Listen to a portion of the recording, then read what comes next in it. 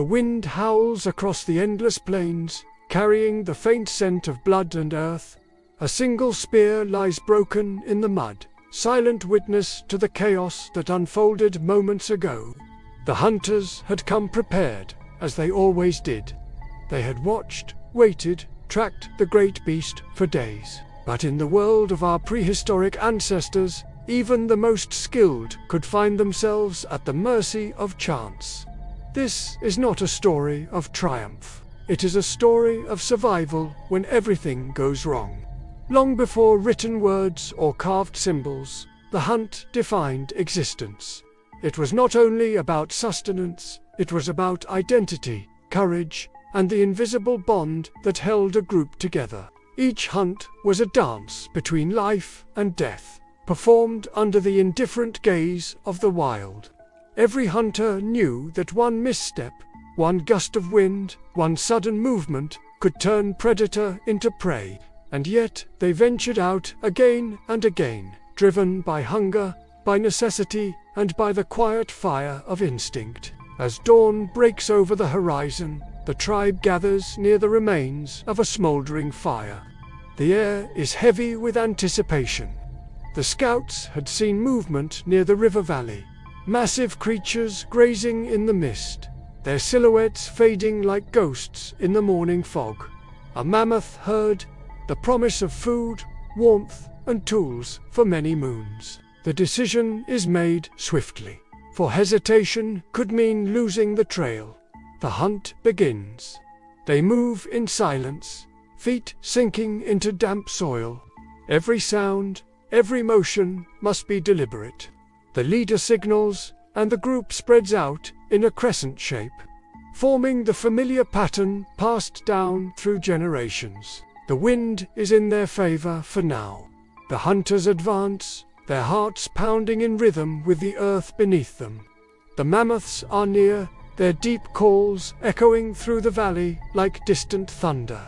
But the wild has no mercy for the confident. The moment the lead hunter steps on a loose stone, it slips. A sharp crack echoes through the valley. The herd reacts instantly. What had been a careful ambush turns into chaos. The ground trembles as dozens of colossal beasts charge forward, their trumpeting roars tearing through the mist. Hunters scatter, shouting warnings, their formation broken. Spears are thrown in panic, many striking the ground harmlessly. One mammoth, enraged and wounded, turns toward the nearest figure. The world slows. The hunter, a young man not yet scarred by many battles, freezes. The mammoth's eyes lock onto his. It is no longer a creature of instinct. It is fury embodied. The charge is unstoppable. He leaps aside, narrowly avoiding death, but his companion behind him is not so lucky. The sound that follows is sickening, bone against bone, the cry of a man swallowed by dust and thunder. When the herd finally disappears beyond the hills, silence returns, but it is a silence heavier than any roar. The hunters stand in disbelief, staring at the devastation. Spears lie shattered, blood stains the grass. The young man drops to his knees beside his fallen comrade, his breath trembling. For the first time, the cost of survival feels unbearable. The hunt was meant to feed the tribe. Instead, it took one of their own. As the day fades, the survivors return to camp. The air is thick with grief. The women and children gather quietly, eyes fixed on the approaching figures. They count the faces, one missing. A wail rises low, human, ancient. The tribe mourns not just a man, but the reminder that nature always claims its due. Around the fire that night, no one speaks. The flames crackle, and in their reflection, they see both the fragility and the resilience of their existence. But mourning cannot last forever. The tribe needs food. The fallen must be honored not only by words, but by action. Days later, the hunters gather again. Their faces are harder now, their movements slower, deliberate. The memory of failure burns behind every gaze. They have learned. The world teaches harsh lessons, but it never stops teaching. This time, they plan differently. They study the terrain, track the wind, and move with the patience of shadows.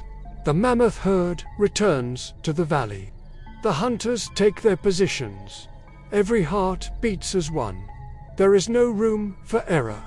When the signal comes, they move like the wind. Silent, coordinated, relentless. Spears fly, striking true. The beasts bellow and fight, but the hunters have become something else now, a force shaped by pain and knowledge. When the final blow lands, the silence that follows is not of defeat, but of reverence. The fallen mammoth is honored, not as a trophy, but as a life taken to preserve others.